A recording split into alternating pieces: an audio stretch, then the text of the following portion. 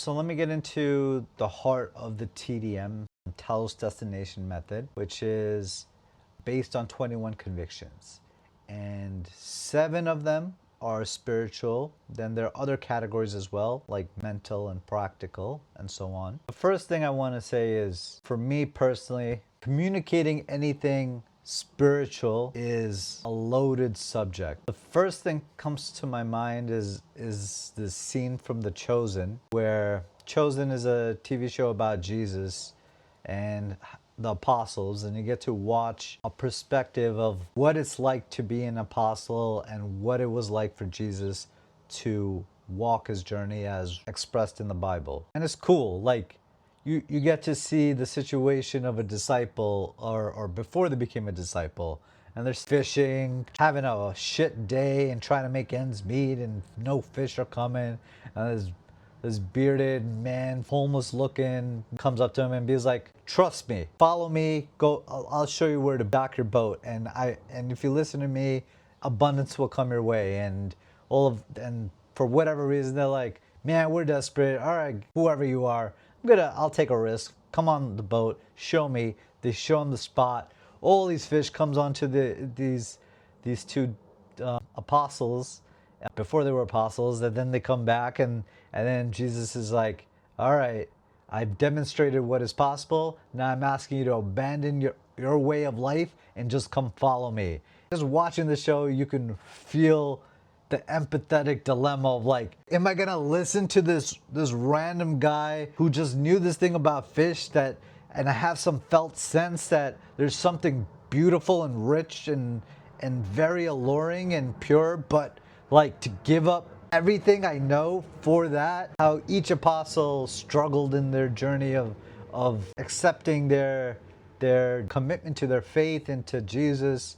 And I also think about the scene with Jesus where the show really like shows Jesus in his process of getting ready to be like, all right, I'm going to declare to the world that I'm the Son of God. It seemed to be an internal battle, and it was beautifully done. And by the time Jesus goes to his hometown, and all the people that know him as just a playful friend and his quirky tendencies, to see Jesus return as not only as a rabbi, aka priest, but to then stand in this certainty of like, hey, I have a message. I am connected with the divine. Boy, that just caused freakouts of blasphemy of who is it?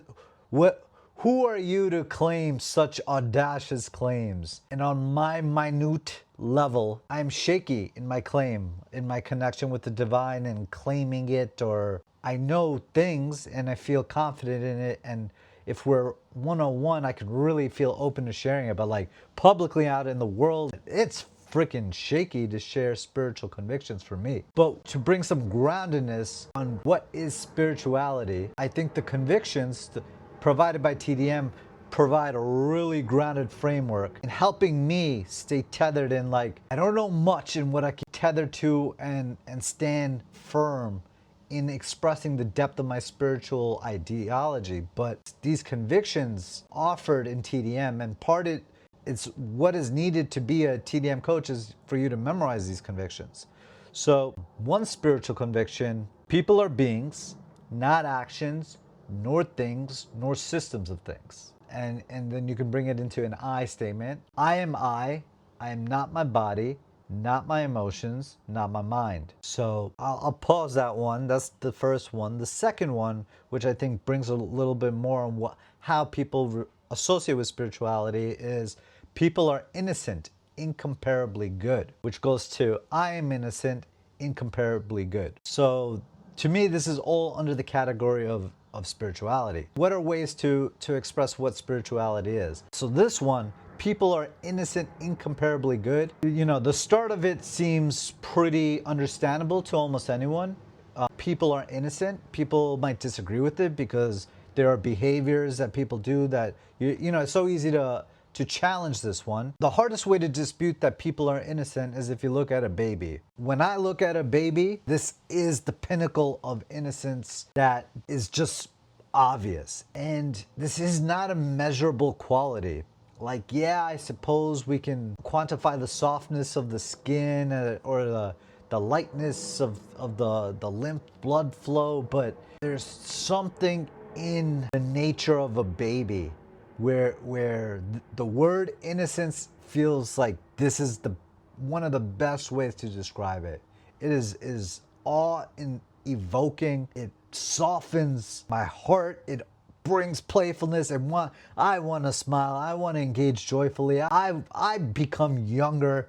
I feel like the pre-intelligent Balwin emerging into the simplicity of honest and just wow, I can open my eyes and engage in senses, and there's just a unquantifiable beauty in a child, in a baby, and all humans upon being born. Some would argue even before being born, they have that. And with that, to me, people are innocent. All are born with that. That is of their nature. No matter what choices and things are packed on much later in their lives, that nature is within all of them. So TDM helps define this a little further by saying incomparably good. To me, this is why this is considered a spiritual conviction, because we're entering a realm of that which cannot be measured. Anything measurable is scientific, it's of the mind, it's materialistic, that it can be observed within one of the senses and tracked. That which is incomparable, you're categorizing that into something that has no comparison.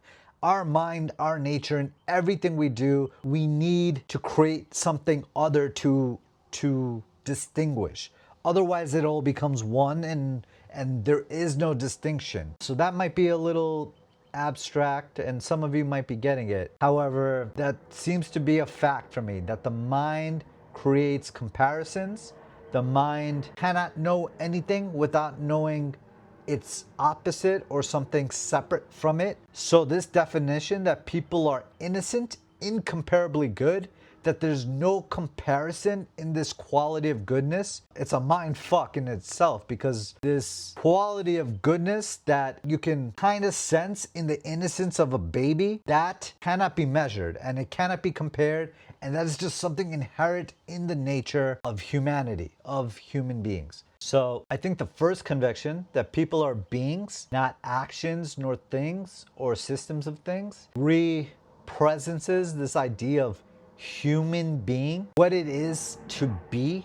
Thinking, going into Shakespeare, to be or not to be. We are constantly being of some type of nature, and that's what people are always. I may be a certain action. Right now I'm a guy talking on social media platform. I could be I don't know, category of a man that the consensus do. I'm a 37-year-old man. I could be considered a system of a thing, but none of that is me. What is me is the being underneath that. I am I. I wear this like a shower for my mind, these convictions, and I forget it. I don't wake up every day waking up like, oh, I am innocent, I am incomparably good.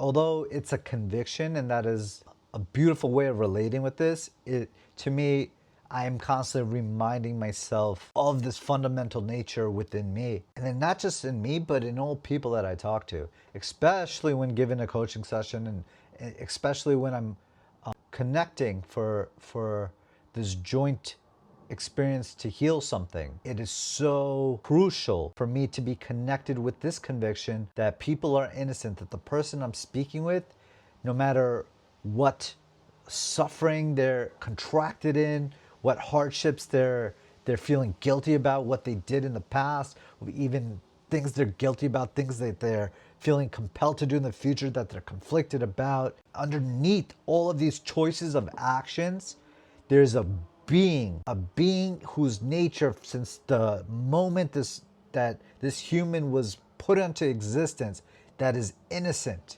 There's this inherent goodness within this person. So part of coaching is to educate and represence this in the person that I'm speaking to, also within myself, this fundamental nature of people. Because when people are awakened into their innocence, when they're reminded of their nature, of this goodness within them, all virtues follow forth to it. That's actually the third conviction. We'll go on to it. But that is the pinnacle of one of the pillars of the Telos Destination Method. It is one of the best things for me to wash my brain over, to remind myself, to reground myself. And I share this with you as it's just dear to my heart, and I think it'll provide value for those who I'm trying to find my people. So I speak my mind to resonate with those that feel connected with what's dear to my heart.